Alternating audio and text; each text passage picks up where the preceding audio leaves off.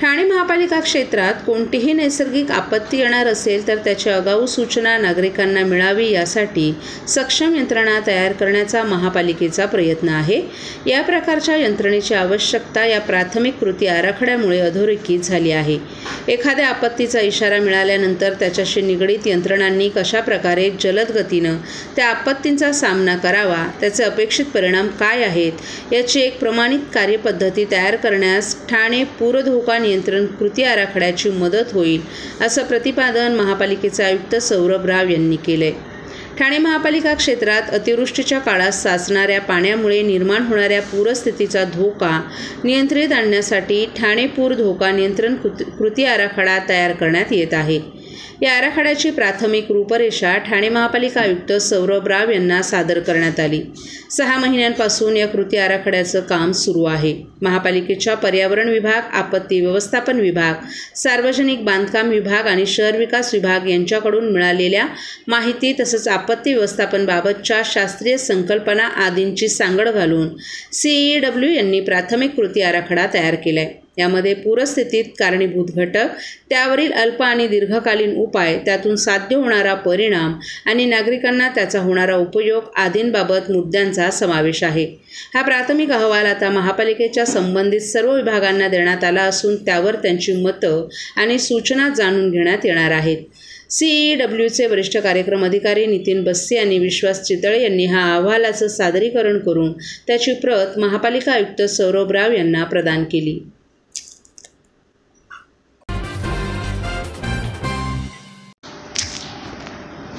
ठाणे लोकसभा मतदारसंघाच्या प्रचाराच्या शेवटच्या टप्प्यात ठाण्यात मुख्यमंत्री एकनाथ शिंदे आणि आदित्य ठाकरे यांचा प्रचारात जोरदार धडाका। शिवसेनेचे ठाणे आणि ठाण्याची शिवसेना असं शिवसैनिकांकडून म्हटलं जातं। शिवसेना फुटीनंतर येथील शिवसैनिक नेमका कोणाच्या बाजूनं कल देणार याकडे राज्याचं लक्ष लागले।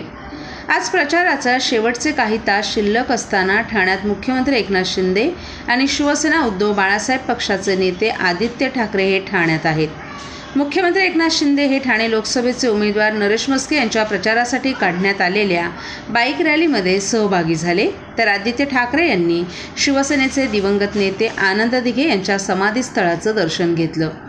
तसंच कळवा भागात वैशाली दरेकर यांच्यासाठी काढण्यात आलेल्या रोड शोमध्येही त्यांनी सहभाग घेतला। ठाणे लोकसभेसाठी युवासेनेकडून काढण्यात येणाऱ्या बाईक रॅलीमध्ये सहभागी होण्याची शक्यता आहे।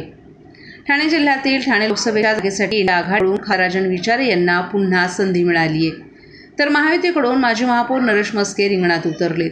तसंच कल्याण लोकसभा मतदारसंघात इंडिया आघाडीच्या वैशाली दरेकर आणि महायुतीचे उमेदवार डॉ. श्रीकांत शिंदे यांच्यात लढत आहे। ठाणे जिल्ह्यात शिवसेनेचा वरचष्मा राहिलाय, परंतु शिवसेनेत फूट पडल्यामुळे येथील राजकीय गणितं बदलली। महायुती आणि इंडिया आघाडीकडून जिल्ह्यात जोरदार प्रचार झालाय। या दोन्ही जागा कोणत्या शिवसेनेकडे राहणार याकडे संपूर्ण राज्याचं लक्ष लागले। ठाणे आणि कल्याण लोकसभेच्या जागेवरून मुख्यमंत्री एकनाथ शिंदे यांची प्रतिष्ठा पणाला लागली आहे। प्रचार संपुष्टात येण्यास अवघे काही तास शिल्लक असल्यानं मुख्यमंत्री एकनाथ शिंदे हे ठाणे लोकसभेचे महायुतीचे उमेदवार नरेश म्हस्के यांच्यासोबत बाईक रॅलीमध्ये सहभागी झाले, तर इंडिया आघाडीने देखील ठाण्यात बाईक रॅली आयोजित केली असून आदित्य ठाकरे या बाईक रॅलीत सहभागी झाले। आदित्य ठाकरे हे आज सकाळी कळवा येथे वैशाली दरेकर यांच्या रोड शोमध्ये सहभागी झाले। ठाण्यात आल्यानंतर शिवसेनेचे दिवंगत नेते आनंद दिघे यांच्या समाधीस्थळी जाऊन त्यांच्या समाधीचंही त्यांनी दर्शन घेतलं।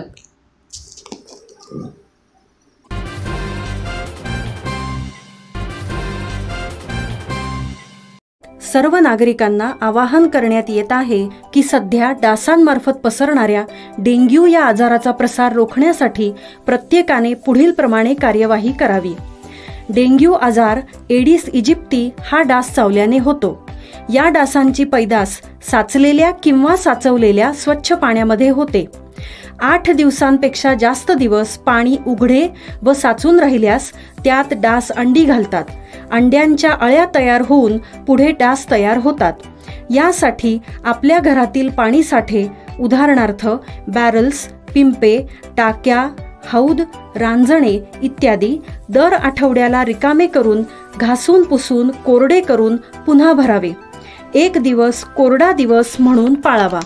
पाणी साठ्यांना घट्ट झाकणे बसवावीत किंवा जुनी साडी, चादर, धोतर यांनी बांधून झाकून ठेवावीत, म्हणजे डास त्यात जाऊन अंडी घालणार नाहीत.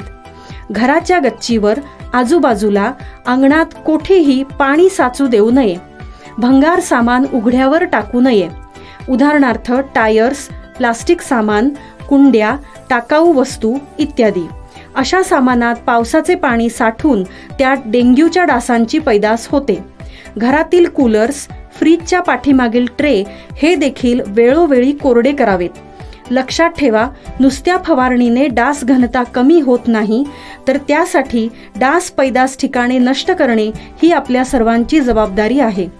कोणताही ताप अंगावर न काढता जवळच्या शासकीय रुग्णालयात मोफत औषधोपचार घ्या. अशा प्रकारे नागरिकांनी सहकार्य केल्यास डेंग्यूचा प्रसार रोखणे सहज शक्य आहे.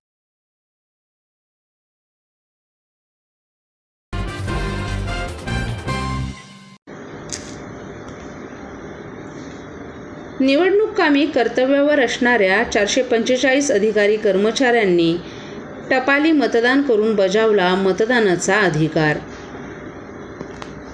ठाणे लोकसभा मतदारसंघात निवडणूक कामी कर्तव्यावर असलेल्या अधिकारी कर्मचाऱ्यांना मतदानाचा हक्क बजावता यावा यासाठी टपाली मतदानाची सुविधा उपलब्ध करून देण्यात आली आहे. एकूण 445 अधिकारी कर्मचाऱ्यांनी टपाली मतदान करून मतदानाचा अधिकार बजावला असल्याची माहिती ठाणे लोकसभा मतदारसंघाच्या निवडणूक निर्णय अधिकारी मनीषा जायभाई धुळे यांनी दिली आहे. ठाणे लोकसभा मतदारसंघात सोमवारी 20 मे रोजी मतदान प्रक्रिया होणार आहे. या मतदान प्रक्रियेसाठी अत्यावश्यक सेवेत कार्यरत असलेले पोलीस दलातील अधिकारी, कर्मचारी, अग्निशमन दल, वैद्यकीय सेवेतील कर्मचारी तसंच निवडणूक कामी मतदान केंद्रांवर नियुक्त करण्यात आलेले अधिकारी कर्मचाऱ्यांना मतदानाच्या दिवशी प्रत्यक्ष मतदान केंद्रांवर जाऊन मतदान करणं शक्य होणार नाही. अशा एकूण 445 अधिकारी कर्मचाऱ्यांनी टपाली मतदान केलं.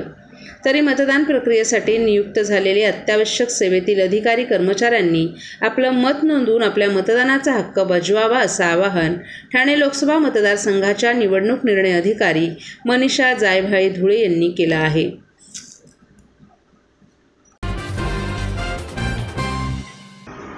ठाणे महापालिका क्षेत्रात सध्या नालेसफाईची कामं सुरू आहेत. या नाल्यातून मोठ्या प्रमाणावर गाळ आणि कचरा काढला जात असून तो रस्त्यावर जास्त काळ न ठेवता तात्काळ उचलण्यात यावा, परिसरात घन पसरू नये अशा सूचना ठाणे महापालिकेचे अतिरिक्त आयुक्त प्रशांत रोडे यांनी दिल्या आहेत.